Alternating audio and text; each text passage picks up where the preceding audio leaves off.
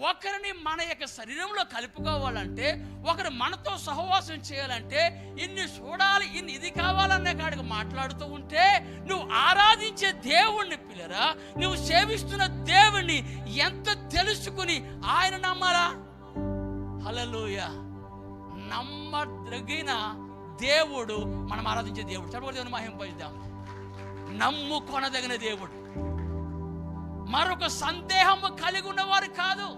ఆ స్నేహితులు నమ్మొచ్చా నమ్మకూడదా, లేకపోతే వాళ్ళు నమ్మొచ్చా నమ్మకూడదా, లేకపోతే వీళ్ళ మాట వాస్తవమా, వీళ్ళ పనితీరు వాస్తవమా కాదా అనేది తర్వాత విషయం.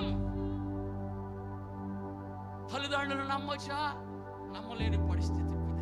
ఈరోజు తల్లిదండ్రుల ప్రేమ కూడా ఎలాగున్నదో అర్థం కాలేని యొక్క పరిస్థితి.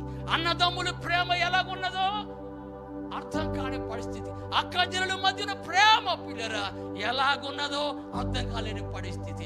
ఈ రోజు నేను లోతుకి వెళ్ళక ముందు పిల్లరా, మనం ఆరాధిస్తున్న దేవుడు నమ్మదగిన వాడు. హల్లెలూయా. ఆయనను అంగీకరించడానికి యోగ్యుడు. నీవే నా దిక్కని ఆయన మీద ఆధారపడి మన గుడ్డుగా సాగిపోతే నడిపించే నమ్మకమైన వాడు మనం ఆరాధించే దేవుడు.